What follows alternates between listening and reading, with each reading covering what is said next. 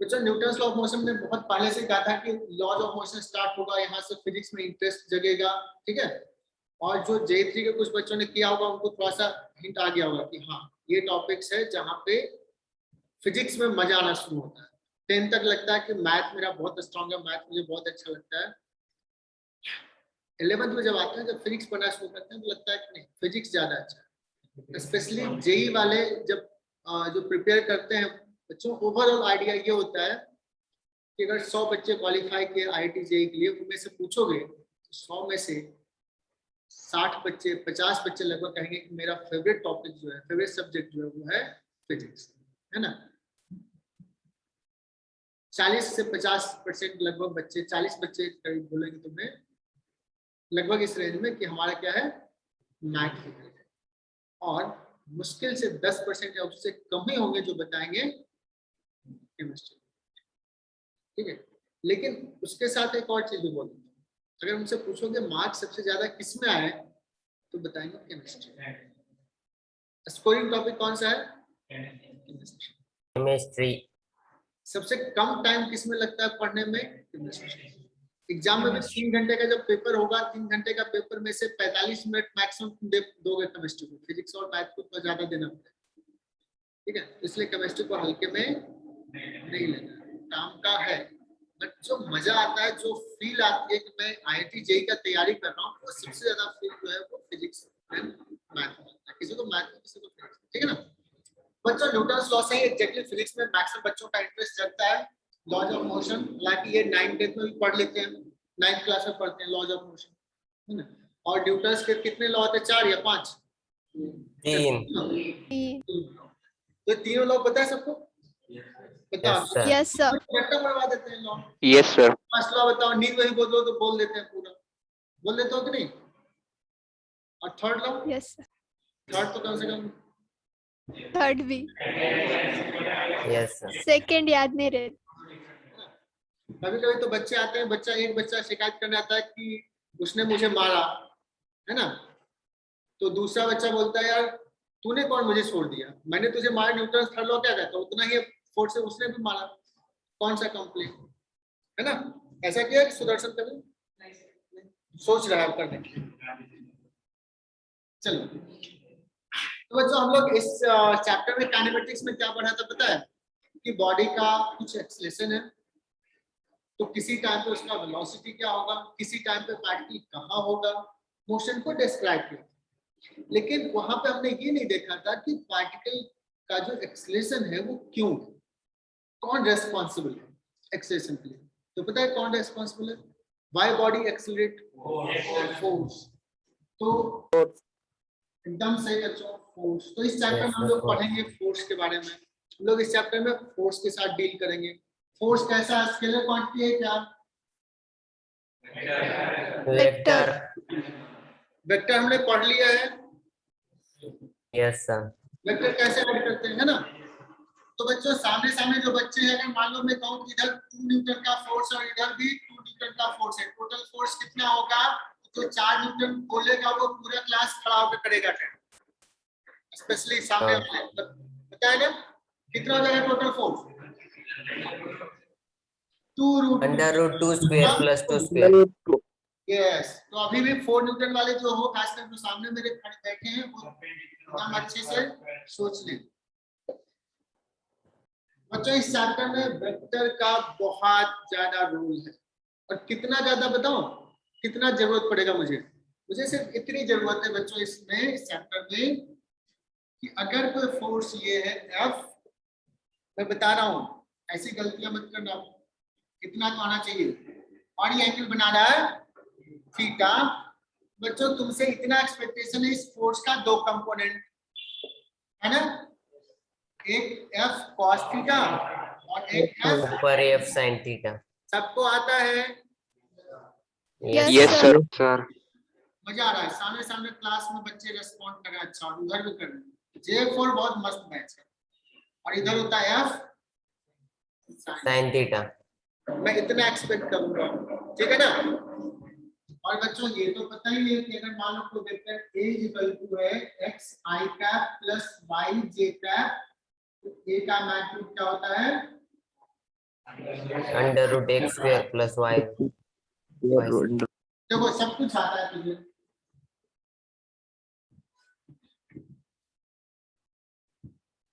बच्चों इस चैप्टर में हम लोग फोर्स के साथ डील करते हैं ना।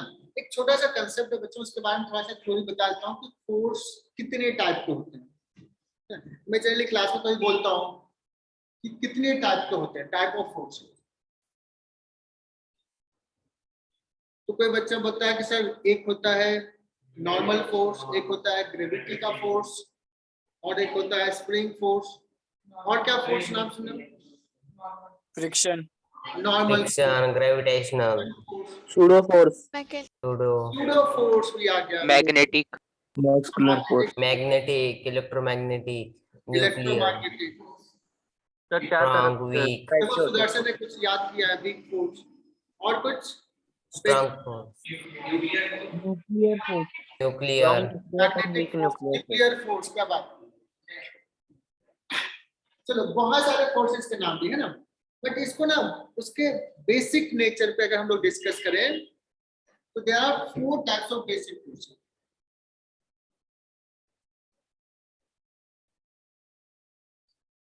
हालांकि इस टॉपिक से ये लेना देना कुछ नहीं है, बट बुकलेट में है, कहीं कोई सवाल आ जाएगा। HC वर्मा का भी एक सवाल है ऐसे में, तो ये बता रहा हूँ। हालांकि इससे अभी कोई रिलेशन ज्यादा नहीं है इस चैप्टर, जस्ट नॉलेज के लिए बता रहा हूँ। There are 4 types of basic forces. 4 category में सारे फोर्सेस को बांट दिया गया है। पहला जो यहाँ दिख रहा है, यहाँ पे यस सर, ग्रेविटेशन। एक ग्रेविटेशन का फोर्स किसके बीच में लगता है? दो ऑब्जेक्ट एंड ऑब्जेक्ट, है ना। न्यूटन साहब, यहाँ भी न्यूटन साहब ही, हालांकि फेमस यहीं से हुए थे, है ना, जो एप्पल गिरा था। तो 2 मास है मेरे बच्चों, एक मास है m1, एक मास है m2। तो दोनों के बीच में एक फोर्स लगता है। ये कैसा होता है? अट्रैक्टिव या रिपल्सिव? अट्रैक्शन, अट्रैक्टिव फोर्स होता है।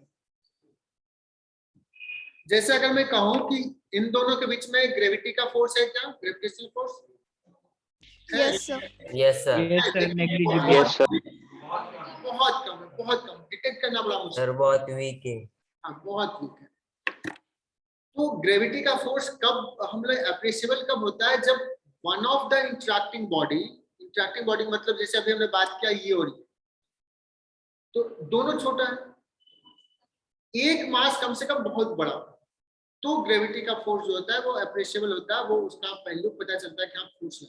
जैसे अर्थ एंड ये block, earth and this block, तो कितना फोर्स लगता है बच्चों? अगर एक ब्लॉक m मास का है जो अर्थ के सरफेस पे है, कितना फोर्स लगता है ग्रेविटी का? 9.18. mg, m into g लगता है ना। g बोलते हैं, g को बोलते हैं ग्रेविटेशनल एक्सेलरेशन। और g का वैल्यू कहा जाए पुट करना है, बट अदरवाइज g में ही रहने देना है, ठीक है ना।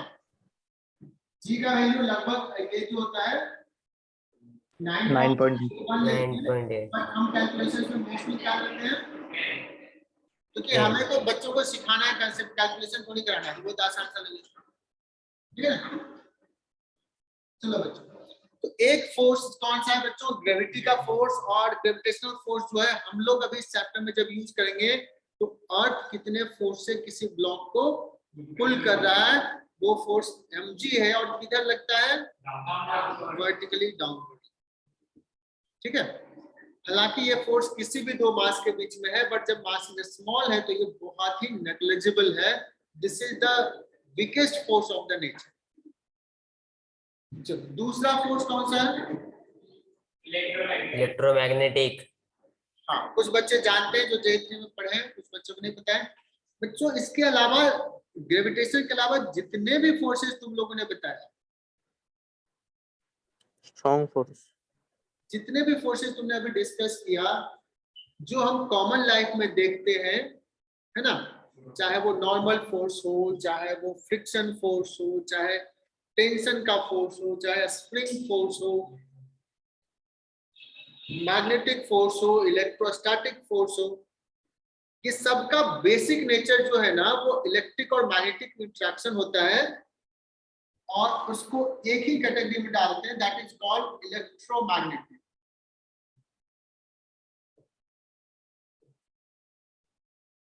अब स्टेटमेंट को ध्यान से सुनना। कॉमन लाइफ में जितने भी फोर्सेस अदर देन ग्रेविटेशन मिलते हैं सारे इसी कैटेगरी में आते हैं। अब आंख मूंद के तुम बोल दोगे कोई भी नाम ले लो जो कॉमन लाइफ में आता है। इनफैक्ट केमिकल रिएक्शंस में भी जो फोर्सेस लगते हैं वो भी इलेक्ट्रोमैग्नेटिक कैटेगरी, ठीक है ना। और ये जो फोर्सेस के बारे में हमारे साइंटिस्ट को ऑलमोस्ट कंप्लीट नॉलेज है, बहुत डिटेल में हम लोग जानते हैं इसके बारे में। ग्रेविटेशन के बारे में इनफैक्ट बहुत ज्यादा नहीं जानते, तो बहुत कम उसका ऑरिजिन क्या है, कैसे लगता है, बहुत कम जानते हैं। अब कोई बच्चा कहेगा सर सारे फोर्सेस को तो आपने तो इलेक्ट्रोमैग्नेटिक फोर्स में डाल दिया, तो बचा कौन सा? तो उसके बाद एक फोर्स है that is called nuclear force. Strong nuclear and weak nuclear force.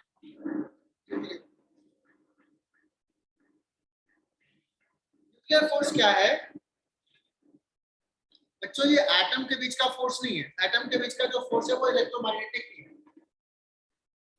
अगर कोई कभी क्लास में ने बताया होगा तो शायद एक आध क्लास में मैं बताता हूँ कि एटम कितना बड़ा है और उसके अंदर न्यूक्लियस कितना बड़ा है। किसी को कभी रियलाइज करवाया है किसी ने? Yes sir. Yes, sir. Yes, sir. तो 10 सेंटीमीटर का तो 10 किलोमीटर का एटम। हाँ पूरा खाली है। तो जो एटम के बीच का फोर्स लग रहा है वो इलेक्ट्रोमैग्नेटिक है। लेकिन एटम के अंदर जो बहुत छोटा है उसमें क्या होता है? Proton and Neutron. न्यूट्रॉन।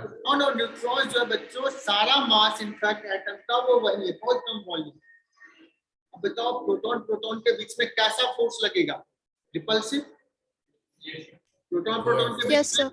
क्योंकि सिमिलर चार्ज है ना, इतना तो पढ़ा तुम लोग, सिमिलर चार्ज है तो रिपल्सिव फोर्स लगेगा। तो ये जो पास है तो डिस्टेंस बहुत कम है बच्चों, बहुत कम है, तो बहुत लार्ज फोर्स लगना चाहिए। तो इसको तो ब्लास्ट कर देना चाहिए था न्यूक्लियस को, तो बहुत लार्ज फोर्स लगना है। बट हमें पता है न्यूक्लियस स्टेबल है, मतलब कोई और फोर्स होगा जो प्रोटॉन को रिपल्सिव फोर्स के अगेंस्ट पकड़ के रखे हुए, and that force is called nuclear. इसी को बच्चों स्ट्रॉन्ग फोर्स भी बोलते हैं, बिकॉज बहुत ही स्ट्रॉन्ग इन नेचर है। और ये चीज थोड़ा सा हम आइडिया पढ़ेंगे इसके बारे में मॉडर्न फिजिक्स में 12th में, वो भी लास्ट। तो अभी हमें पढ़ना है, बस नाम के लिए बता दिए बच्चों। चौथा फोर्स, सर ये फोर्स एक्ट कौन करता है? ये किसके बीच में लगता है? ये लगता है बिटवीन प्रोटॉन और न्यूट्रॉन और प्रोटॉन, इसके बीच में लगता है।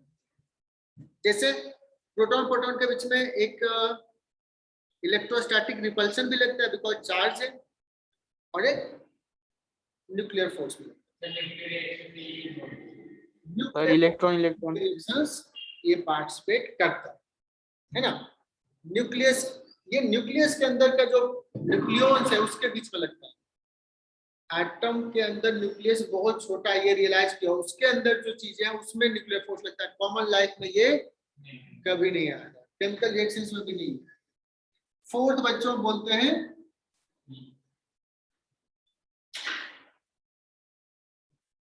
ये इनफैक्ट पता है प्रोटॉन के अंदर, प्रोटॉन भी कुछ चीजों से बना है।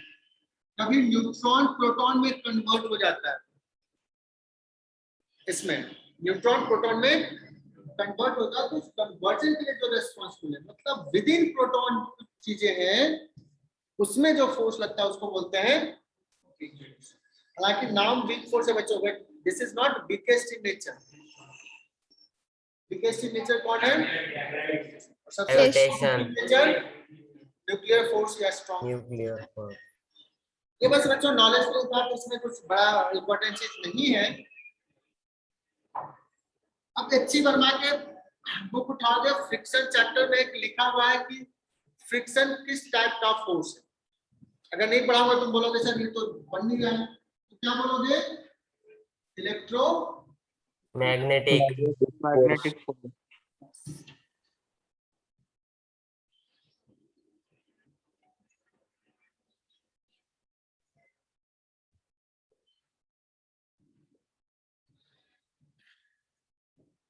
तो आते हैं बच्चों हम इस चैप्टर में क्या पढ़ने वाले हैं।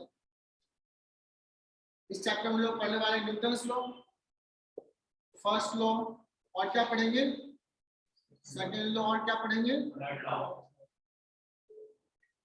ये तो मुझे लगता है तुम लोगों को आता ही है, पढ़ाने की जरूरत क्या है। न्यूटन्स फर्स्ट लॉ क्या है, कोई बता सकता है।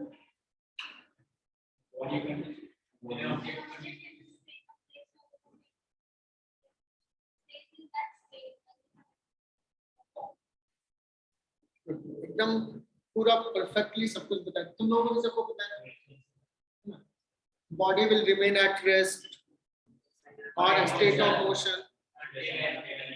तुम लोगों को से सुनते सुनते मुझे भी याद हो गया आधा छोटा, लेकिन मुझे आता नहीं है, तुम लोगों से सुन सुनते मुझे भी याद हो गया। तो बच्चों यही स्टेट यहाँ भी करेंगे, मैं लिखाऊंगा भी नहीं क्योंकि तुम्हें पहले से पता है। सेकेंड लॉ भी बताएंगे, थर्ड लॉ भी बताएंगे, लेकिन इसमें कहानी आती है कि अनबैलेंस्ड फोर्स लग रहा है ना। तो हम लोग थोड़ा सा क्या करते हैं, इसको पढ़ने से पहले हम लोग देख लेते हैं कि फोर्सेस के बारे में जो थोड़ा सा कॉमन आइडिया डिस्कस किए, तो डिटेल में जाते हैं कितने टाइप के फोर्स हम इस चैप्टर में यूज करेंगे, ठीक है ना। इज इट क्लियर बच्चों। Yes, sir. Yes, sir. तो हम लोग बेसिक फोर्सेस बताया, बट बच्चों हम लोग कुछ कुछ फोर्सेस डिस्कस कर लेते हैं सो दैट कि आगे हमारा चीजें आसान है। फोर्सेस में पहला लेता हूँ कौन सा, ग्रेविटी का।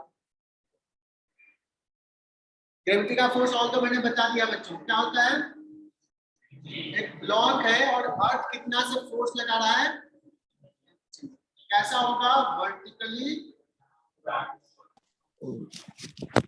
Downward. बच्चों एक ब्लॉक अगर ऐसे रखा हुआ बच्चों यहाँ पे m मास का, मैं पूछूंगा इस पे ना फोर्स दिखाओ ग्रेविटी का, तो कैसे दिखाओगे कि ग्रेविटी का फोर्स ऐसा लग रहा है। फोर्स वेक्टर दिखाने के लिए कहूंगा, दिखा पाओगे। Yes, Mg sir. downward. अगर बच्चों एक इंक्लाइन सरफेस पे ब्लॉक रखा हुआ है, Minus j अगर मैं पूछूं कि फोर्स दिखाओ mg का, तो देखना सही में दिखा रहा हूँ क्या। No, sir. no No sir. sir, vertically No, downward. sir. वो डॉट की लाइन है वो है। अच्छा, जो डॉट डॉट दिखाया उधर है, मतलब mg का फोर्स किधर है, गुड। कभी कभी बच्चे गलती कर देते, तो मैंने भी गलती कर दी, तुम लोग मत करना तो डांट पड़ेगी। तो mg किधर लगेगा बच्चों, डाउनवर्ड। और अगर मान लो ये परपेंडिकुलर डायरेक्शन है, ये एंगल थीटा है और ये 90 हो जाएगा, तो ये थीटा, पिक्चर दिख रहा है, 90 minus theta. ये 90 माइनस थीटा और ये हो जाएगा थीटा। तो देखना बच्चों ये mg का फोर्स है, mg, इसका दो कंपोनेंट, जिधर से थीटा उधर कॉस, दूसरी तरफ साइन। बच्चों बहुत फ्रीक्वेंटली मैं ऐसे लिख दूंगा mg इधर, तो mg का ग्रेविटी का force clear. Yes, sir. Yes sir. दूसरा बच्चों आते हैं सेकंड, लिखते जाओ, नोटबुक में लिखना, मैं चेक करने आऊंगा। J3 वाले नहीं भी लिख सकते हैं, बट बाकी बच्चे लिखेंगे J4 वाले।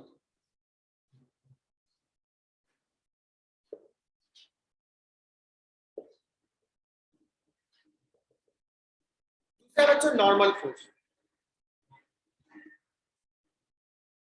नॉर्मल फोर्स क्या होता है बच्चों, जब भी दो सरफेस कांटेक्ट में हो,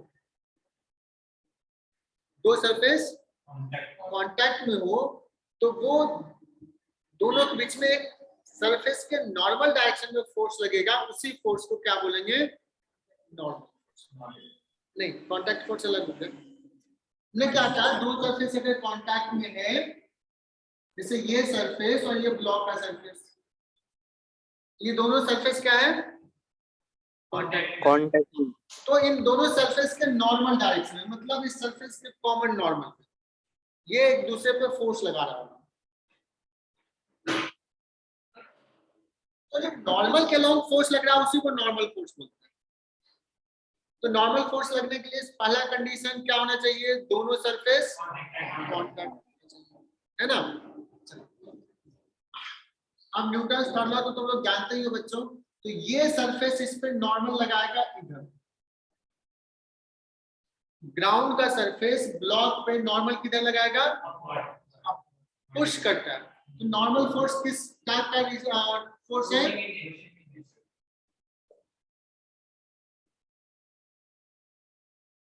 जैसे अभी मैंने यहाँ पर नॉर्मल फोर्स दिखाया, तो ये फोर्स किसका है, नॉर्मल फोर्स बाई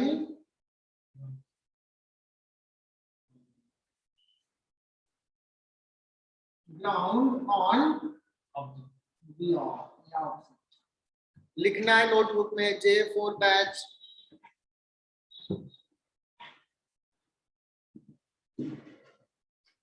हम स्लो स्लो चलूंगा बच्चों, न्यूटन्स लॉ स्ट्रॉन्ग करना है।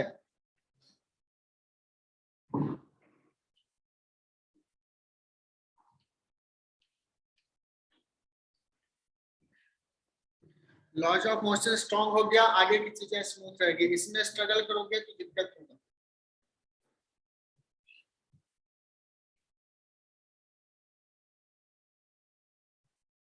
अगर सपोज एक इंक्लाइन सरफेस है और इस पे एक ब्लॉक रखा हूं,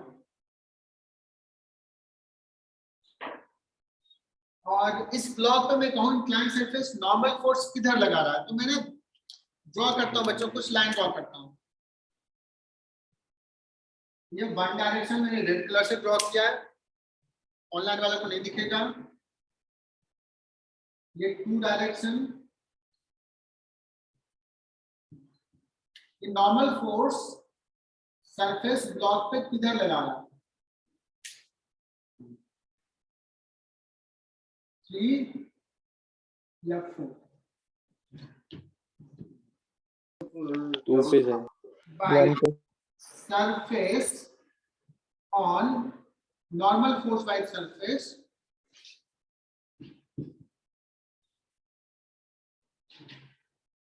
on the block। कौन सा डायरेक्शन है बच्चों, 1 2 3 4?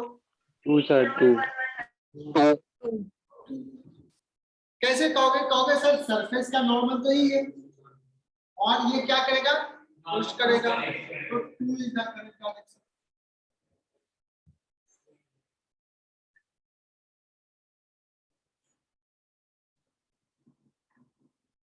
एक रॉड है ये, और ये दीवार से खड़ा कर दिया है, दीवार के साथ। बच्चों ये दो सरफेस से टच में है, एक हॉरिजॉन्टल सरफेस है, एक वर्टिकल वॉल से। अगर मैं कहूं कि यहाँ पे हॉरिजॉन्टल सरफेस इस रॉड पे किधर फोर्स लगा रहा होगा, नॉर्मल upward, पक्का, upward, N1 इधर तो नहीं ना, नहीं, no sir, क्योंकि no sir नॉर्मल, इसका नॉर्मल तो बताना थोड़ा मुश्किल है, रॉड का नॉर्मल, बट इसका तो नॉर्मल पता है ना, तो सरफेस का नॉर्मल पता है, तो इधर लगेगा। यहाँ पे रॉड पे किधर फोर्स लगेगा, नॉर्मल horizontal, पुश कर। बोलो बच्चे, यहाँ तक clear? yes sir yes sir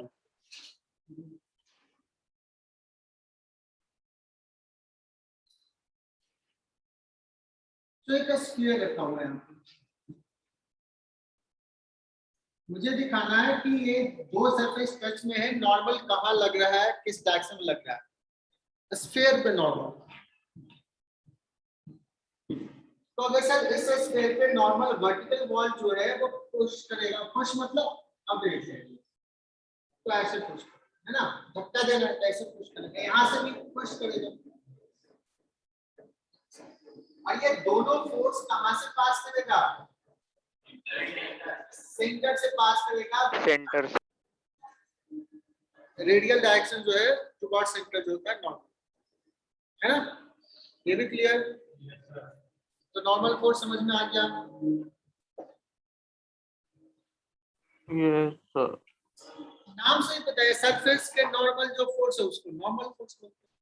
ये कैसा नेचर है, न्यूक्लियर फोर्स है या स्ट्रॉन्ग फोर्स है, क्या है ये, किस टाइप का फोर्स है, contact फोर्स है बेसिक नेचर में, contact force इलेक्ट्रोमैग्नेटिक, सिंपल सा इलेक्ट्रोमैग्नेटिक। नॉर्मल के बाद आ जाता है टेंशन इन स्ट्रिंग।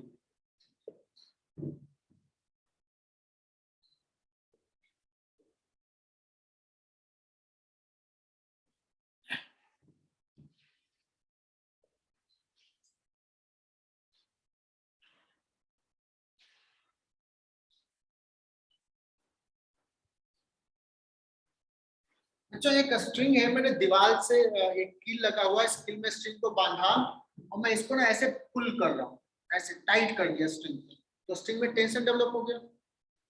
इसको क्या कर दिया, पुल कर, टाइट है। तो क्या बताओ, मैं इसको ऐसे पुल कर रहा हूँ कि ये मेरे हाथ को किधर पुल कर रहा हूँ, इधर पुल कर रहा हूँ। स्ट्रिंग मैं ऐसे टाइट करूँ तो मेरे हाथ को किधर पुल कर रहा है, इधर। इस कील को किधर पुल कर रहा होगा, पक्का एरो देखना। ये स्ट्रिंग स्कील पे, नेल्स पे किधर फोर्स लगा रहा होगा, इस तरफ लगा रहा है। Left side. अगर तुम ज्यादा तेज खींच दिए तो ये निकल जाएगा नेल, इतना तो रियलाइज होगा। Yes sir. बताना बच्चों जो यहाँ बैठे हैं ऑनलाइन वाले भी, टेंशन इन स्ट्रिंग कैसा फोर्स है, पुलिंग या पुशिंग। इलेक्ट्रोमैग्नेटिक। दोनों सर। वो तो है इलेक्ट्रोमैग्नेटिक, पुशिंग काइंड ऑफ या पुलिंग, पुलिंग दोनों सकते हैं सर। पुशिंग। पुलिंग दोनों। ये अगर कील ढीला हो गया तो स्ट्रिंग से मैं इसको धक्का देकर टाइट कर सकता हूँ, नहीं, नहीं ना। Pulling pulling. इसको निकाल सकते हैं खींच के, बट इसको फिट नहीं कर सकते। हाँ, लेकिन ये देखो रॉड है, रॉड से हम ऐसे पुश कर सकते हैं, है ना। तो रॉड में टेंशन पुल भी कर सकता है, पुश भी कर सकता है, बट स्ट्रिंग का टेंशन कभी पुश। तो ये क्या होगा, पुलिंग इन नेचर। ये सब पढ़ाने की जरूरत नहीं है, ये तो बच्चे को अपने आप आता है, बट हम लोग थोड़ा सा क्या करते हैं, ऐसे मस्ती करते रहते हैं, है ना, बातचीत करते हैं। क्या सुदर्शन, ये सब पढ़ाने की थोड़ी सी।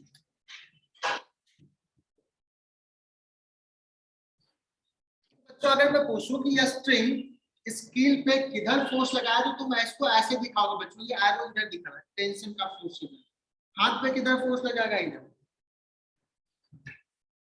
लेकिन कभी कभी बच्चे गलती कर देते हैं, तो क्या करना पड़ता है, हमें बताना पड़ता है इसको। बच्चा एक पुली है और एक इसके ऊपर एक स्ट्रिंग लैग है और इससे एक ब्लॉक कनेक्टेड है, दूसरे एंड से other block. This is string.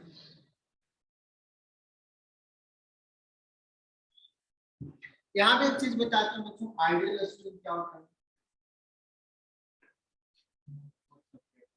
Ideal string ये होता है बच्चों कि ये पहला तो जो मासलेस है, इसका मास को नेग्लेक्ट करते हैं, मास को नेग्लेक्ट। दूसरा बच्चों, इसको अगर हम टाइट किए ना तो ये लेंथ नहीं बढ़ेगा, ऐसा मानते हैं, हालांकि थोड़ा सा बढ़ता है, नेग्लिजिबल होता है, इसलिए हम लोग कहेंगे इनएक्सटेंसिव। बच्चों आज कुछ बड़ा सा चीज नहीं पढ़ा रहा हूं, आज हम लोग ने बस थोड़ा सा भी हिंट ले रहे हैं न्यूटन्स लॉ में क्या पढ़ना है, बेस तैयार। सर वो स्ट्रिंग के बाद क्या लिखा है? इनएक्सटेंसिबल। नहीं सर वो नहीं, मासलेस के ऊपर। आइडियल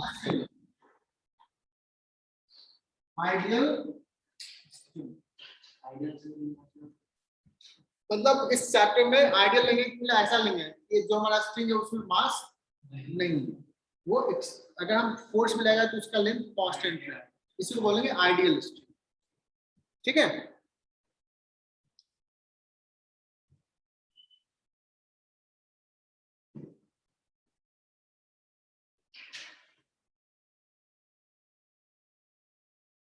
अच्छा अभी तो पढ़ाए नहीं,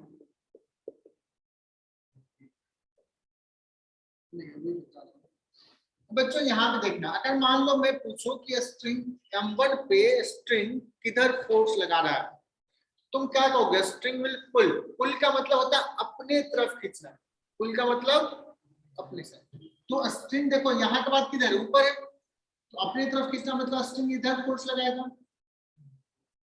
यहाँ पे अगर स्ट्रिंग की बात करें किधर फोर्स लगाएगा, समझ में आ रहा है? क्यों डाउनवर्ड, बिकॉज स्ट्रिंग अपने तरफ पुल करता है बच्चों, पुल करता है। यहाँ पे किधर स्ट्रिंग फोर्स लगाएगा, यहाँ पे। बच्चों ये गलती नहीं करना, इतना प्यार से पढ़ा रहा हूँ, अपेक्षा क्लियर है। हाँ उससे कोई फर्क नहीं पड़ेगा, स्ट्रिंग जो है वो किधर लगाएगा फोर्स, मास से जाएंगे, मास डिफरेंट होगा। अपेक्षा का बहुत अच्छा डाउट आया कि सर मास डिफरेंट होगा, ऊपर नीचे जाएगा, एक नीचे आएगा तो दूसरा ऊपर जाएगा, बट स्ट्रिंग का फोर्स कैसा होगा, जैसे मान आ रहा है नीचे, ये स्ट्रिंग का फोर्स चाह रहा है कि नीचे ना आए, ये रोक के रखना चाह रहा है, बट इसका मास ज्यादा इसलिए क्या हो रहा है, ठीक है ना, ये स्ट्रिंग ऊपर पुल कर रहा है, ये टेंशन ज्यादा है इसलिए, लेकिन स्ट्रिंग दोनों पे ऊपर फोर्स लगा रहा है। क्लियर? अभी स्ट्रिंग हमेशा अपने तरफ पुल करेगा। अच्छा बच्चों देखना यहाँ पे किधर लगाएगा, देखो यहाँ पे भी देखो स्ट्रिंग इधर है तो स्ट्रिंग के लेंथ के अलॉन्ग ही फोर्स लगेगा, तो यहाँ पे टेंशन किधर हो जाएगा, इधर हो जाएगा, यहाँ पे टेंशन किधर हो जाएगा, इधर, यहाँ पे टेंशन बच्चों इधर, यहाँ पे टेंशन इधर। ये बहुत हेल्प करेगा आगे के चैप्टर्स में, आगे जो J3 वाले बच्चे हैं उनको पता चल रहा है कि हाँ सर ये सब तो फ्री बॉडी डायग्राम ड्रॉ करवाते थे। नचिकेत समझ में आ रहा है ये सब? इस बार तो तुम लोग ऐसे सोचो कि न्यूटन लॉ पे जब सर टेस्ट लेंगे तो 100% मार्क्स लाएंगे, बोलो J3 वाले बच्चों।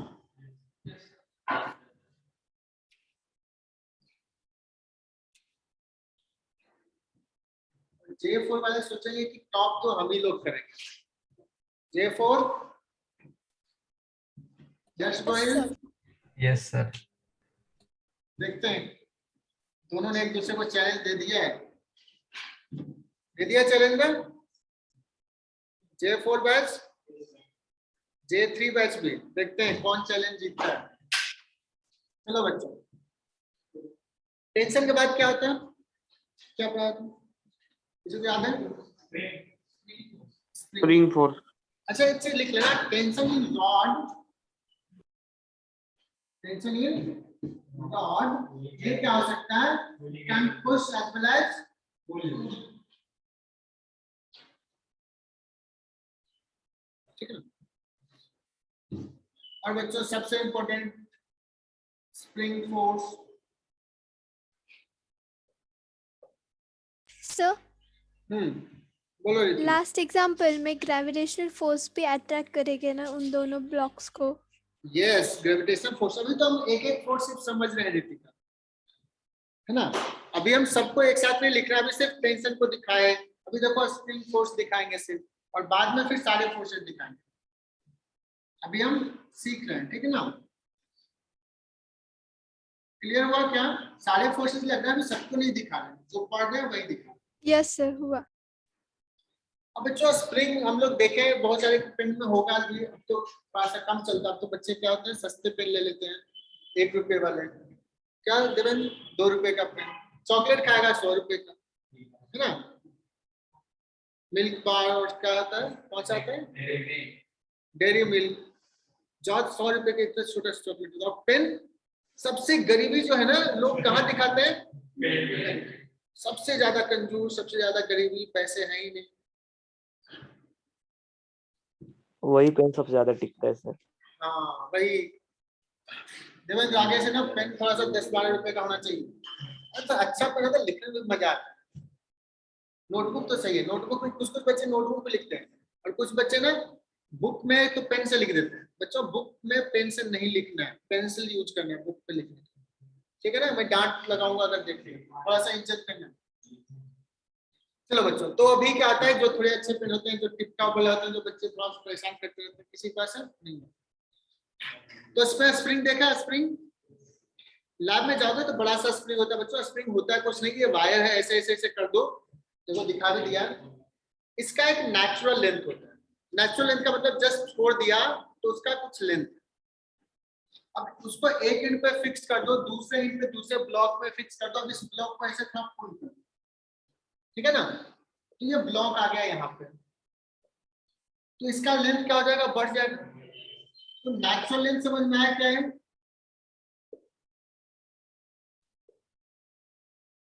उसका नेचुरल लेंथ का मतलब कुछ भी फोर्स नहीं लगाया, उसको जस्ट छोड़ दिया, अपने आप जितना लेंथ है वो उसको बोलेंगे नेचुरल लेंथ।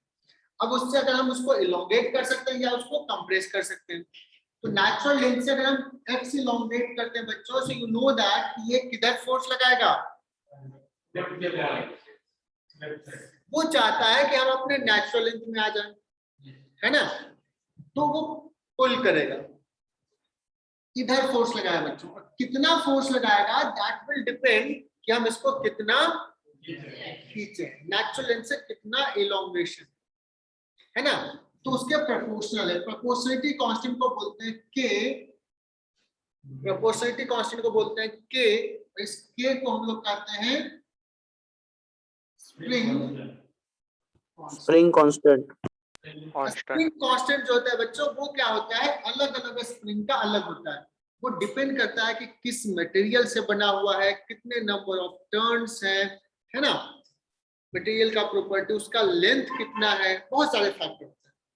तो तुम्हें क्या दिया रहेगा, के का वैल्यू दिया रहेगा या सम डेटा दिया रहेगा जिससे के निकालो। क्लियर बच्चों? मुझे तो लगता है कि तुम लोगों को आता है कि फोर्स का यूनिट क्या होता है, क्या होता है, न्यूटन आता है। बचपन में तो यही याद करके सोचते थे मुझे फिजिक्स बहुत आता है, फोर्स का यूनिट मान लिया, क्या देवेंद्र ऐसा खुश होते थे? फोर्स का यूनिट होता है बच्चों न्यूटन, और एक्स होता है लेंथ, लेंथ का यूनिट मीटर। जो भी तुम लोग ब्रिलियंट होकर नहीं देखते हैं, के का यूनिट क्या हो जाएगा, मीटर पर न्यूटन। न्यूटन मीटर या न्यूटन पर मीटर? न्यूटन पर मीटर। अब बताओ क्या इसके लिए अलग से क्लास लूं क्या? 4-5 क्लास 10 क्लास चलता है, बहुत जगह जाओगे ना तो ये यूनिट एंड डायमेंशन पढ़ाते हैं, 10 क्लास 15 क्लास महीना दिन चलता है। पटना में जाओ, पटना में बहुत सारे जितने बच्चे होते हैं उससे ज्यादा टीचर होते हैं, हर गली में टीचर, और पढ़ने जाते हैं बच्चे, नए नए आते हैं गांव से, यूनिट डायमेंशन पढ़ते थे, 3, 4, 5, 6 महीने हो जाते हैं, तब पता चलता है कहीं से कि मैंने तो कुछ पढ़ा ही नहीं। यूनिट एंड डायमेंशन में पढ़ाने की चीज है। चलो बच्चों, सो के हो गया बच्चों, स्प्रिंग कांस्टेंट बोलते हैं, और एक्स के पढ़ाऊंगा, तुम लोग डरना मत, मैं पढ़ाऊंगा, लेकिन अच्छी चीजें उसमें पढ़ाऊंगा, पढ़ने वाली चीज पढ़ाऊंगा, unit dimension. F is equal to K into X. X क्या है?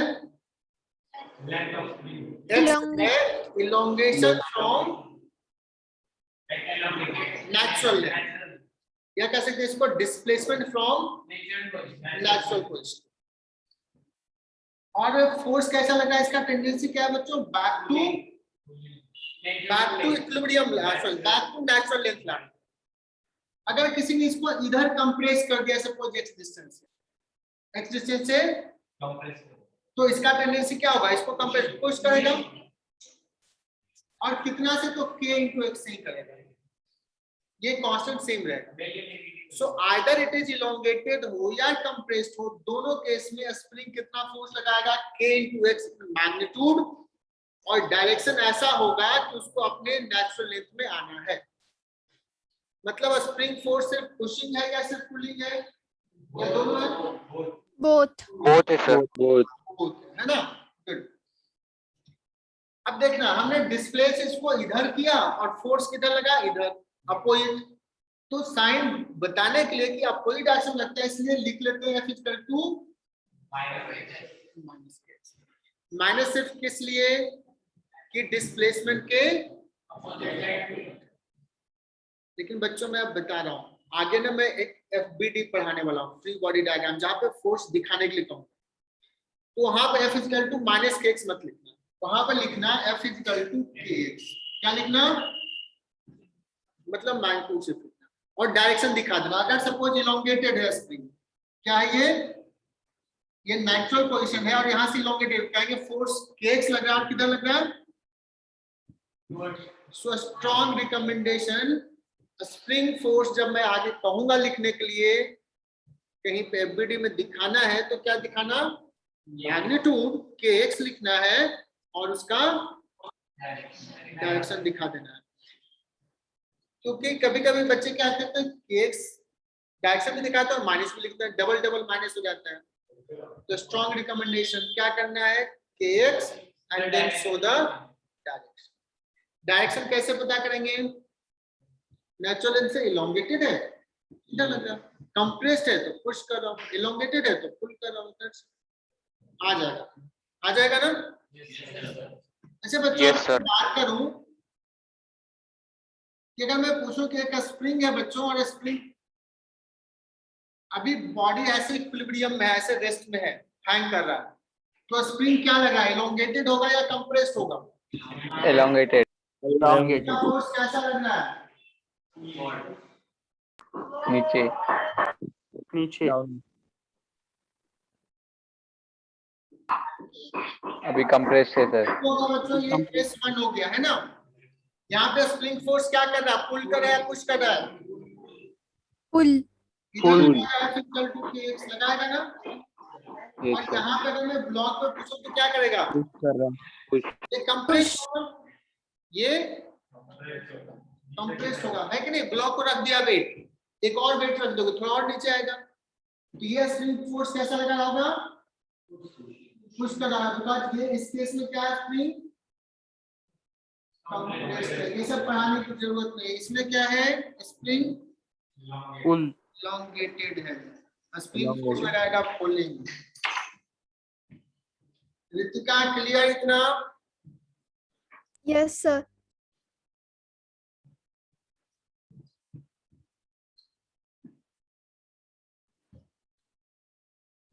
अथर्व वेट से क्लियर ये? Atharva are you there? Satyajit, Satyajit तू भी Yes, sir, तो clear. आज कहाँ गायब है? सर आज जल्दी आए थे घर.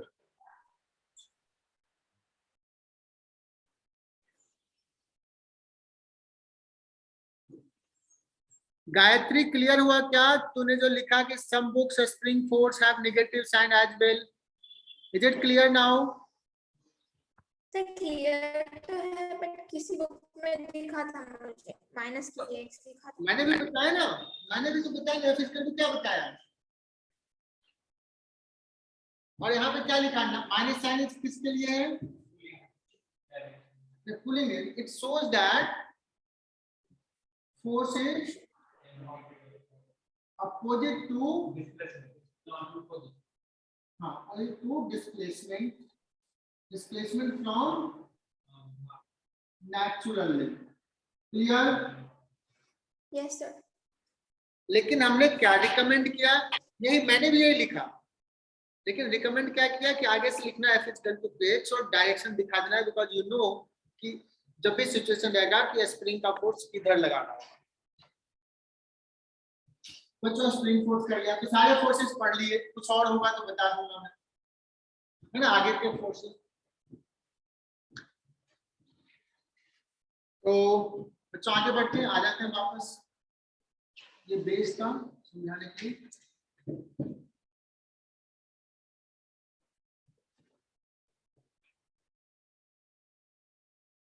मैं फर्स्ट लॉ स्टेटमेंट नहीं लिखा रहा हूँ, बिकॉज मुझे भी नहीं याद होता है कि body is in a state of rest और state of motion. It will continue to remain in that state until and unless an external unbalanced Force is applied. है ना, एक्सटर्नल अनबैलेंस है ना, रट्टा मारते हैं, अनबैलेंस छूट गया, किसी ने 2 डंडे लगाया फिर याद आया अनबैलेंस छोड़ दिया,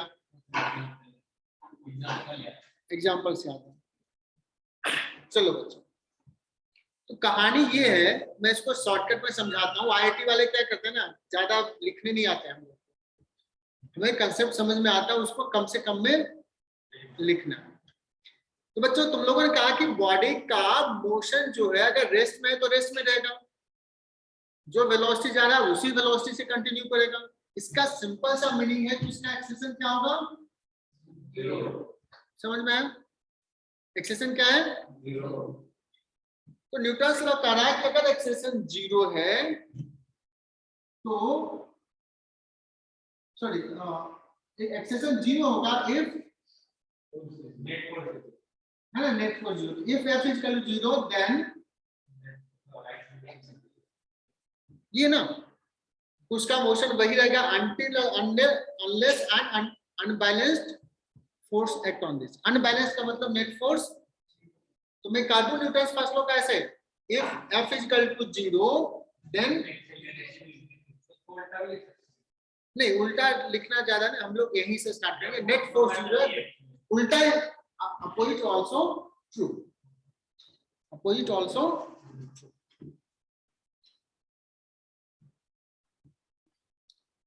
क्लियर।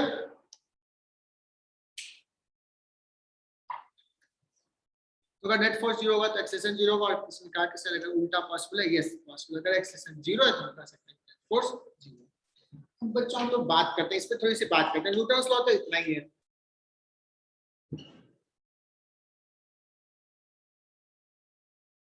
तो सुनना बच्चों, ये जो फोर्स होता है और एक्सेलेरेशन, किसी भी बॉडी का एक्सेलेरेशन क्या हम किसी भी फ्रेम ऑफ रेफरेंस से देखेंगे तो वो सेम ही दिखेगा या अलग अलग हो सकता है?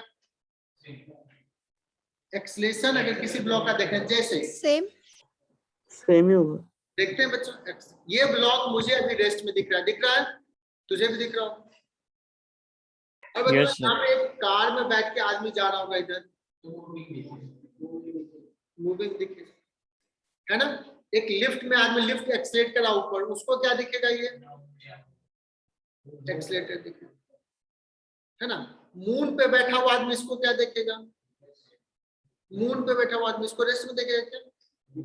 मून पे कोई अगर आदमी चला गया अमेरिका का, तो अफगानिस्तान वाले भी जा सकते हैं। तो बच्चों उसके लिए हम लोग क्या है, मोशन में। अभी मैं, तुम देख रहे हो तो मैं रेस्ट में हूँ, अफगानिस्तान सॉरी वहां वाले देखेंगे, मून वाले देखेंगे हम ऊपर। बच्चों कोई भी बॉडी का एक्सेलेरेशन क्या है, 0 है या कुछ है, वो तो इस पे भी डिपेंड करता है ना, किस फ्रेम से ऑब्जर्व कर रहे हैं। क्लियर ये सबको? सो मैं अगर बात कहूं कि एक्सेलेरेशन जो है वो क्या है, फ्रेम डिपेंडेंट। क्या है ये, फ्रेम अलग फ्रेम से किसी बॉडी का अलग एक्सेलेरेशन होगा, तो दूसरे फ्रेम से कुछ और दिखेगा। और ये हमने न्यूटन्स लॉ में देख लिया, सॉरी काइनेमेटिक्स में देखा है। लेकिन बच्चों फोर्स के बारे में देखते हैं। फोर्स के बारे में क्या हम अलग फ्रेम से देखेंगे तो क्या फोर्स चेंज हो जाएगा? मैं बताता हूं कि अगर इस बॉडी पे ग्रेविटी का फोर्स लगा mg इस डायरेक्शन में, तो मैं ग्राउंड पे रेस्ट में खड़ा होकर देखूं कि ग्रेविटी का फोर्स कितना है, तो mg दिखेगा। कार से कोई जा रहा है एक्सेलरेशन से है, वो भी देखेगा कि और किसको किस फोर्स से पुल कर रहा है, mg फोर्स से पुल कर रहा है। डायरेक्शन किधर है? सो नचिकेत, इज इट क्लियर कि फोर्स जो है this is frame independent. Frame मतलब mg का फोर्स, एग्जांपल भी समझा रहा हूं, कुछ कभी दिक्कत हो समझना। mg का फोर्स, तुम लोग पढ़ाने में इतना मन से पढ़ाते हैं, ध्यान में लेके चाहते हैं, तुम लोग पढ़ते नहीं। mg का जो फोर्स है वो डाउनवर्ड है, और mg का मैग्नीट्यूड सपोज 10 न्यूटन है, तो 10 न्यूटन ही दिखेगा किसी भी फ्रेम से देखें। क्लियर? मतलब force independent of frame of. बात करते हैं बच्चों कि अगर फोर्स 0 है तो इस फ्रेम में 0 है, तो किसी और भी फ्रेम में, किसी तीसरे फ्रेम में भी, सारे फ्रेम में 0। लेकिन एक्सेलरेशन तो किसी में 0 हो सकता है, किसी में नॉन 0 भी हो सकता है, किसी में अलग भी हो सकता है, किसी में डायरेक्शन इधर होगा, किसी में डायरेक्शन इधर होगा, हो सकता है कि नहीं? तो अगर ये स्टेटमेंट जो दिया है कि अगर f 0 है देन एक्सेलरेशन 0, तो किस फ्रेम में ये वैलिड है? क्या सारे फ्रेम में वैलिड है क्या? ये तो पॉसिबल। बच्चों समझना, आप देखो 9th 10th में जो पढ़ा था वो हो गया, अब 11th में पढ़ रहे हैं, इसी को थोड़ा और डेप्थ में जाकर एनालाइज करना है ना। ये जो न्यूटन साहब ने जो बात कही है कि फोर्स 0 है तो एक्सेलरेशन 0 होगा, वो सारे फ्रेम में वैलिड नहीं है, क्योंकि हमने बताया ना कि ये फ्रेम डिपेंडेंट है, ये फ्रेम इंडिपेंडेंट, ये सब में सेम है, बट ये अलग अलग फ्रेम में लगा अपना चेहरा बदल देता है ना। तो ये इक्वल टू ये तभी होगा किसी सर्टेन फ्रेम में ही होगा। तो वो कौन सा फ्रेम? न्यूटन साहब से पूछा गया कि वो कौन सा फ्रेम है, तो उन्होंने कहा यार है, देयर एग्जिस्ट ए फ्रेम जिसमें ये वैलिड। तो बच्चों मैं एक नया चीज बता रहा हूँ, जिसमें ये वैलिड है उस फ्रेम को बोलते हैं inertial, the frame in which Newton's first law is valid called inertial. अब बात आती है सर ये ऐसा नाम कहां से चूज कर लिया, इनर्शियल, है ना? तो बताते हैं बच्चों न्यूटन्स फर्स्ट लॉ है क्या? न्यूटन्स फर्स्ट लॉ ये कहता है बच्चों कि अगर कोई किसी मोशन में किसी स्टेट में है तो अपना स्टेट चेंज नहीं करना चाहता, स्टेट चेंज है ना? तुम लोग मॉर्निंग में सोए रहते हो, मम्मी उठाती बेटा उठ जा 7:30 बज गया, तुम लोग तो शाम वाला क्लास है ना, मॉर्निंग वाला जिसका क्लास होता है 7:30 बज गया, टीचर आ गए उठ जाओ बेटा, है ना? मैंने लॉगिन भी कर दिया है, सर पूछ रहे हैं तुम्हारा नाम ले रहे हैं, लेकिन तुम लोगों का क्या होता है थोड़ा देर में उठते हैं, उसको क्या बोलते हैं इनर्शिया प्रॉपर्टी, चेंज नहीं कर, सोए हुए तो सोए है ना, चेंज नहीं कर, खेलने गए तो खेलने गए, तो खेलने में सोने में इनर्शिया बहुत बढ़ जाता है, लेकिन क्या पढ़ने में क्या है बेटा पढ़ा, आजा बेटा थोड़ा मूवी चल रही, कल आईपीएल का फाइनल मैच हुआ तो वहां इनर्शिया खत्म हो जाता है ना? तो तुम लोग इनर्शिया पढ़ने में लगाओ और बाकी में इनर्शिया कम करो। तो बच्चों इनर्शिया का मीनिंग क्या है? इनर्शिया का मतलब है कि इट अपोजेज चेंज, चेंज को अपोज करे, रेजिस्टेंस टू चेंज, है ना?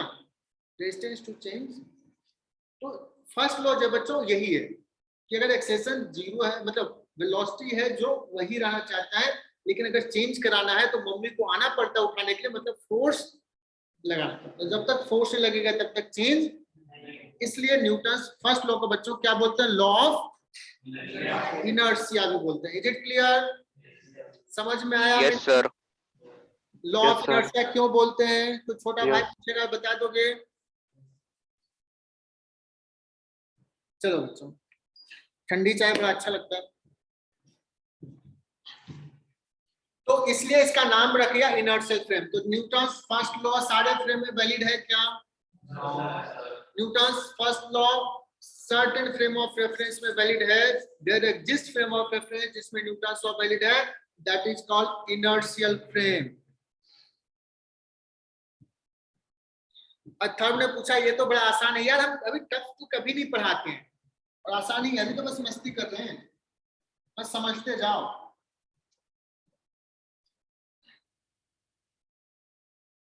अथर्व सुना आपने? तुम्हारा काइनेमेटिक्स छूट गया था ना, काइनेमेटिक्स पे चिंता मत करना। Yes sir. अच्छे से करना, और मैंने तुझे बोला था शायद न्यूटन्स लॉ समझ में आया। अब बच्चों का सवाल ये आता है कि इनर्शियल फ्रेम है कौन सा? इनर्शियल फ्रेम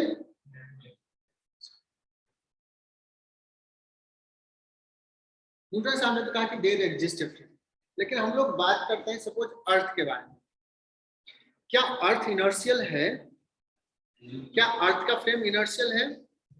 बच्चों कुछ चीजें तुम्हें भी समझ में नहीं आएगी, बट मैं कोशिश करता हूँ समझाने का, जिससे आइडिया देता हूँ।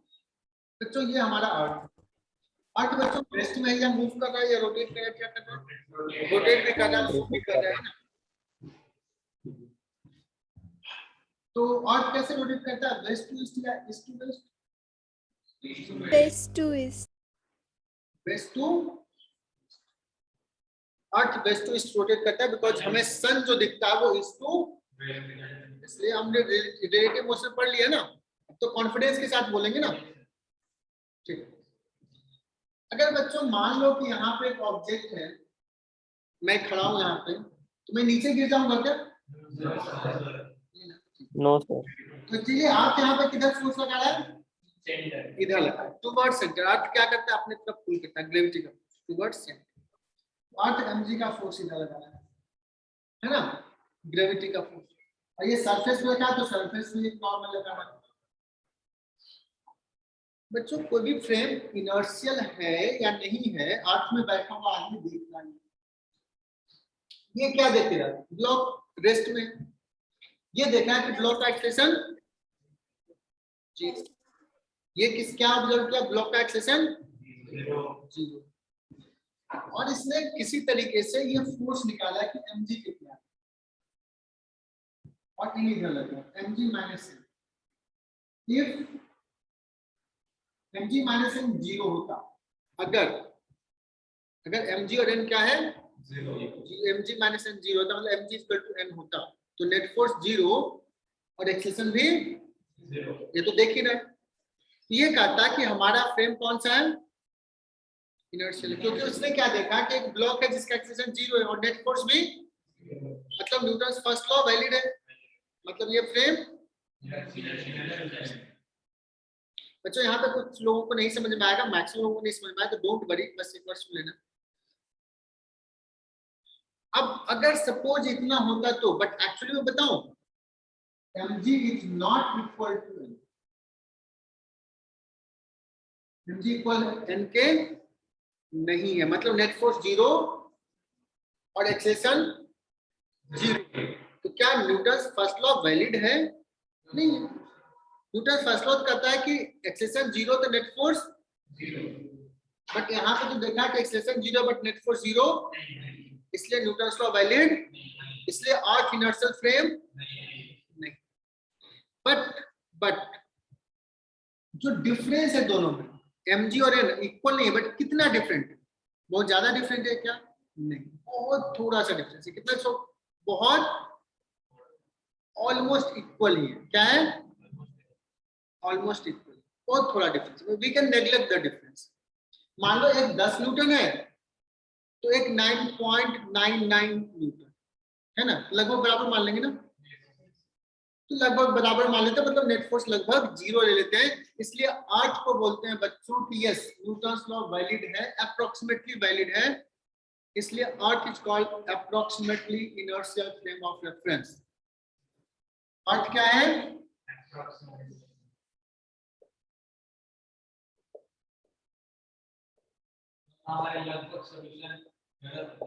यस, हमारे सॉल्यूशंस क्या होंगे?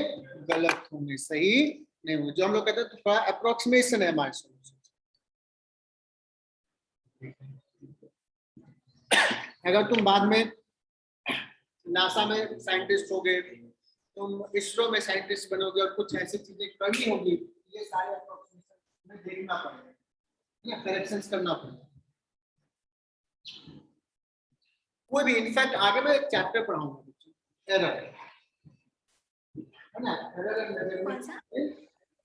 कोई भी मेजरमेंट है, कुछ भी मेजर करते हो, उसमें एरर है, उसमें एक्यूरेट मेजरमेंट तो पॉसिबल ही नहीं है ना। अगर कोई कहेगा इसका लेंथ कितना है, no one can measure its length, इसका लेंथ कितना कोई नहीं बता सकता है। समझ में आ रहा है क्या कर रहा हूं? इसका मास कितना है, नो वन कैन से। जो भी मेजर करेगा उसमें कुछ ना कुछ तो एरर है ही, वो डिपेंड करता है। ये सारी चीजें हम बताएंगे, रेफरेंस नहीं, कि जो भी चीज इंस्ट्रूमेंट यूज करे ना उसका एक लिमिटेशन होगा, एक लेवल तक ही मेजर करता है। जैसे मैं कहूँ रफली कोई कहेगा इसका 10 सेंटीमीटर लेंथ है ना, तुम स्केल ला के मेजर करते देखे नहीं 10.2 सेंटीमीटर है। कोई और दूसरा फाइन इंस्ट्रूमेंट कहेगा तो कहेगा 10.22 सेंटीमीटर है। समझ में आ रहा है? इंस्ट्रूमेंटल एरर, इम्प्रूव इंस्ट्रूमेंट होगा उतना एक्यूरेसी की तरफ जाए। ये हम लोग पढ़ाएंगे, लास्ट में पढ़ाते हैं। बुकलेट में अगर देखोगे ना, सॉरी एनसीईआरटी या कोई बुक पे एरर शुरू दिया रहता है, unit dimension error measurement, but वो समझ में शुरू नहीं आया।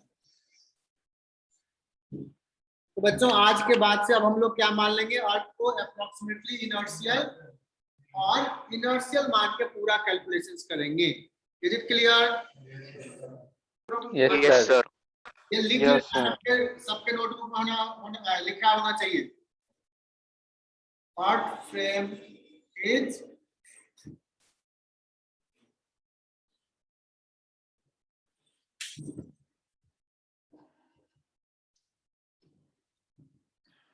जो मजा आएगा न्यूटन लॉ में नेक्स्ट क्लास से आएगा, जब सॉल्व करना शुरू करोगे।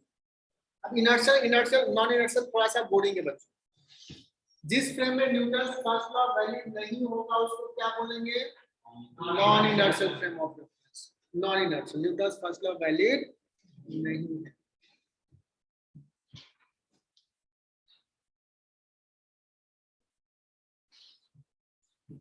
बच्चों मैं समझा रहा हूं कुछ, कि मान लो एक फ्रेम एस है जो इनर्शियल है, एक फ्रेम है सर दिख नहीं रहा। हाँ, एक फ्रेम है एस जो कि इनर्शियल, और एक दूसरा फ्रेम है एस डैश जो कांस्टेंट वेलोसिटी से जा रहा है। क्या हो रहा है? कांस्टेंट वेलोसिटी जा रहा है, किसके रिस्पेक्ट में? एस।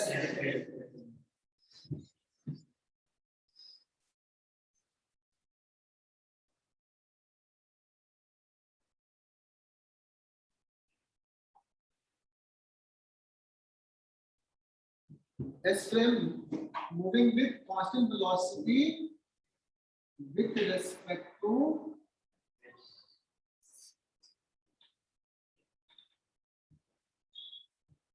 ये इनर्शियल। क्या ये फ्रेम भी इनर्शियल है ना? Is the S dash frame is also inertial? देखते हैं, No. देखते। मान लो हम कोई ऑब्जेक्ट ले रहे हैं, ध्यान से सुनना।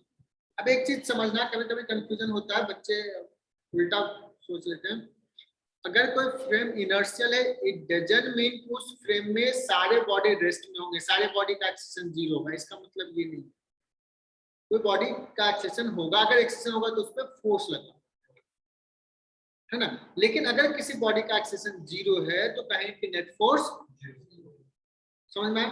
तो हम समझने के लिए हम वैसा ही बॉडी चूज करते हैं जिसका एक्सेशन क्या है? 0। बहुत सारे बॉडी है, बट मैं वो ले रहा हूं जिसका एक्सेशन क्या है? इस पे नेट फोर्स। अब इस पे नेट फोर्स 0 तो किसी भी फ्रेम में नेट फोर्स 0। तो यहां से मैंने देखा कि एक्सेशन 0 इनफैक्ट ये रेस्ट में, ये क्या है? रेस्ट में, इसके रेस्ट में। मैंने कहा कि नेट फोर्स 0। अब ये देखिए, ये क्या दिखेगा इसमें? एस डैश के रिस्पेक्ट में ये ब्लॉक क्या होगा? वेलोसिटी 0 होगा क्या? नहीं, वेलोसिटी होगा लेकिन कांस्टेंट होगा, क्योंकि ये कांस्टेंट से मूव कर रहा है ना। ये कैसे मूव कर रहा है? तो इसका भी ये वेलोसिटी क्या देखेगा? मूविंग देखेगा, बट कितना वेलोसिटी देगा? कांस्टेंट या वेरिएबल? कांस्टेंट। तो एक्सेशन क्या देखेगा? मतलब ये देखेगा कि इसका एक्सेशन क्या है? ऑल्दो मूव करे, बट एक्सेशन क्या है? जब एक्सेशन 0 और फोर्स भी 0, तो न्यूटन्स लॉ क्या है? वैलिड है कि नहीं? मतलब ये फ्रेम कैसा है? मतलब Inertial. लोग ये कंक्लूड कर लो सारे बच्चे कि अगर कोई फ्रेम किसी इनर्शियल के रेस्पेक्ट में कांस्टेंट वेलोसिटी से मूव करेगा, then the frame also be लिख लो। Yes, sir. सर उतनी लाइन रिपीट कीजिए ना अभी आप जो बोले। यस तनिष, मैं लिख ही देता हूं। If a frame moving with constant velocity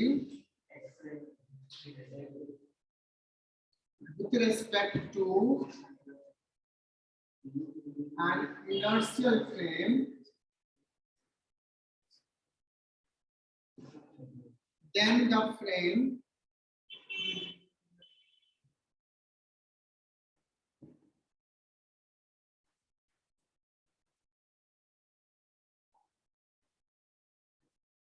frame will also be inertial. बच्चों पहला पॉइंट क्लियर नाउ?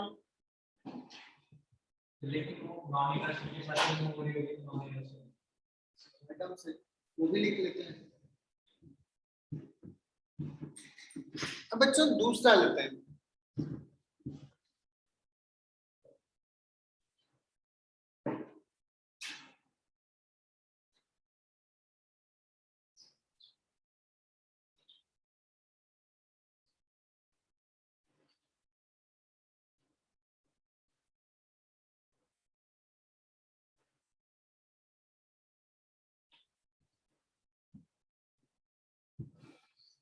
तो बच्चों एक S जो है इनर्शियल है और एक S डैश जो है वो फ्रेम S के रिस्पेक्ट में सम एक्सीलरेशन से मूव करता है, नॉन जीरो एक्सीलरेशन से मूव, ठीक है ना।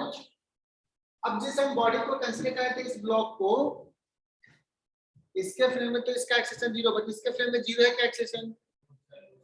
ये तो देखेगा ब्लॉक एक्सीलरेट कर एक्सीलरेशन, और फोर्स इसमें भी, तो फोर्स तो फ्रेम इंडिपेंडेंट। तो ये देखेगा कि ब्लॉक एक्सलेट करा और नेट फोर्स 0 है। न्यूटन फर्स्ट लॉ वैलिड है क्या? नहीं वैलिड। No. ये कहेगा न्यूटन फर्स्ट लॉ हमारे फ्रेम में वैलिड, तो हम कहेंगे तुम्हारा फ्रेम नॉन इनर्शियल नहीं है, क्या नॉन इनर्शियल है ना। तो क्या कहेंगे बच्चों, बता सुनना आप, अगर कोई फ्रेम किसी इनर्शियल के रिस्पेक्ट में एक्सेलरेशन से मूव करेगा then the frame will be पक्का दिमाग में बैठ गया। लिखो, if a frame move with some acceleration with respect to, इसे बच्चों बस एक बार सुनने की चीज है, यहाँ पे थोड़ा बोरिंग पार्ट है, ये थोड़ा बोरिंग लगेगा। हाँ तो भी एक्सेलरेशन कांस्टेंट हो या वेरिएबल, एक्सेलरेशन है। हाँ अगर ये कुछ एक्सेलरेशन से मूव करे, ये फ्रेम क्या है एक्सेलरेशन से, ये कार एक्सेलरेट करा, एक्सेलरेटर पर पैर दबा दिया, तो तुम अगर इस ब्लॉक को जो अभी रेस्ट में था उसको तुम देखोगे तो देखोगे ये तो एक्सेलरेट कर रहा है, हालांकि एक्सेलरेट तुम कर रहे थे बट तुम्हारे फ्रेम में ये ब्लॉक एक्सेलरेट करे, और नेट फोर्स तो ये कहेगा कि बॉडी का एक्सेलरेशन है और नेट फोर्स 0 है, जबकि न्यूटन साहब ने क्या कहा, एक्सेलरेशन 0 है तो नेट फोर्स 0 तो एक्सेलरेशन 0, बट ये कहेगा नहीं ये तो एक्सेलरेट कर रहा है। तो क्या होगा, इस फ्रेम में न्यूटन फर्स्ट लॉ वैलिड नहीं होगा, इसलिए ये फ्रेम को क्या बोलेंगे, नॉन। सर कांस्टेंट एक्सेलरेशन पे, हाँ बोलो, कांस्टेंट एक्सेलरेशन पे क्या होगा? कांस्टेंट में भी वही होगा, कांस्टेंट हो या वेरिएबल एक्सेलरेशन। अगर एक्सेलरेशन है, जीरो एक्सेलरेशन नहीं, अगर एक्सेलरेशन है तो वो नॉन इनर्शियल।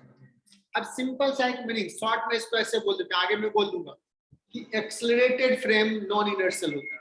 क्या शॉर्ट में बोल दूंगा, एक्सेलरेटेड फ्रेम नॉन इनर्शियल होता है। इसका मतलब ये है कि accelerated with respect to an inertial frame, accelerated with respect to inertial, ठीक है ना।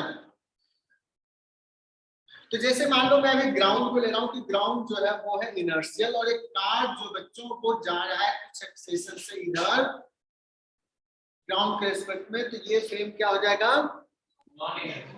Non inertial.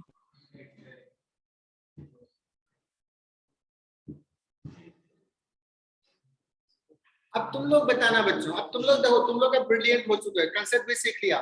मान लो कि ये जो फ्रेम है एस, ये है नॉन इनर्शियल, ऑलरेडी बता रहा हूं, ऐसा सवाल आ जाएगा, दिस इज नॉन इनर्शियल, और ये फ्रेम जो है वो कांस्टेंट वेलोसिटी से जा रहा है। सुनना, तुम लोग अपना दिमाग लगाना, दिमाग भगवान ने बहुत सारे दिए हैं, थोड़ा सा लगाना है। एक नॉन इनर्शियल के रेस्पेक्ट में ये फ्रेम कांस्टेंट वेलोसिटी से जा रहा है, ये फ्रेम इनर्शियल है या नॉन इनर्शियल, ये may be inertial, non inertial, must be non inertial. बहुत ही बढ़िया, एकदम कॉन्फिडेंस से बताया। तो मैं स्टेटमेंट से बोल देता हूं, एक इनर्शियल के रेस्पेक्ट में कोई कांस्टेंट वेलोसिटी से अगर जाएगा तो ये भी नॉन इनर्शियल होगा। एकदम से। लेकिन बच्चों थोड़ा सा ध्यान देना, ये स्टेटमेंट ना बड़ा अच्छा है और समझना थोड़ा मुश्किल हो सकता है, तुम लोग बाद में इसको क्लियर कर लोगे अपने आप से ही। मैं सवाल को पूछ देता हूँ, आंसर तुम्हें देना है। एक नॉन इनर्शियल है ना, और इसके रेस्पेक्ट में ये सम एक्सेलरेशन से मूव कर रहा है। एक नॉन इनर्शियल के रेस्पेक्ट में दूसरा जो है वो क्या करना है, सम एक्सेलरेशन से, वेरिएबल सम कांस्टेंट एक्सेलरेशन कुछ है। तो ये फ्रेम के बारे में क्या कहूं बच्चों, ये इनर्शियल ही होगा या नॉन इनर्शियल ही होगा, या may be inertial may be non inertial, may be inertial may be inertial. एकदम सही। जिसको ये हिंट आया तो अब अपने आप में सोचना बच्चों कैसे हो, नॉन इनर्शियल है ये, और इसके रिस्पेक्ट में ये एक्सेलरेशन से मूव कर रहा है, इसके रिस्पेक्ट में। अब एक एग्जांपल बताता हूं बच्चों, एग्जांपल से ही समझ में आएगा। ये नॉन इनर्शियल है ना, ये हो गया एक कार जो जा रहा है इधर, ये नॉन इनर्शियल हो गया, ये एस हो गया। और एक दूसरा कार है, ये जा रहा है कांस्टेंट वेलोसिटी से ग्राउंड पे, इसका एक्सेलरेशन 0। अब बताओ ये है एक्चुअली क्या, इनर्शियल। और ये क्या है, लेकिन इसके रिस्पेक्ट में ये क्या है, इसके रिस्पेक्ट में एक्सीलरेटेड है कि नहीं, इसके रिस्पेक्ट में ये, तो एक नॉन इनर्शियल के रिस्पेक्ट में एक्सीलरेटेड है तो ये, लेकिन अभी ग्राउंड के रिस्पेक्ट में तो कांस्टेंट वेलोसिटी आती है, ये इनर्शियल है ना। लेकिन मान लो ये जा रहा है 5 मीटर पर सेकंड से, ये जा रहा है नॉन इनर्शियल, इसके रिस्पेक्ट में एक्सीलरेटेड है, ये भी नॉन इनर्शियल, ये भी नॉन इनर्शियल। तो समझ में आया क्या, एग्जांपल से क्लियर। Yes sir. एक नॉन इनर्शियल के रिस्पेक्ट में अगर कोई फ्रेम एक्सीलरेशन से मूव कर रहा है तो that frame may be Inertial or non-inertial. Inertial और नॉन इनर्शियल। क्लियर ना। चलो Yes. देखते हैं कि तुम लोगों को, देखो इस पे आईआईटी कैसे सवाल पूछेगा, ठीक है।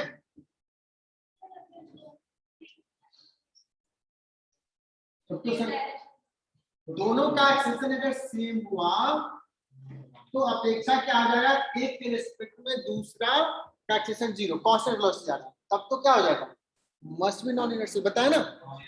एक नॉन इनर्शियल के रिस्पेक्ट में कोई कांस्टेंट वेलोसिटी जाएगा तो वो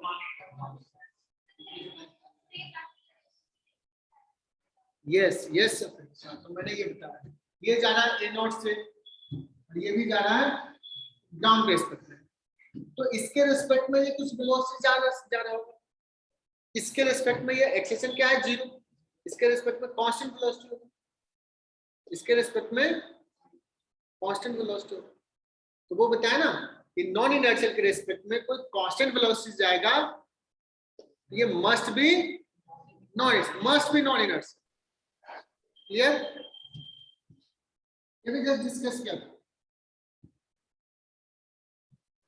अच्छा स्टेटमेंट में सवाल ऐसे बोलूंगा कि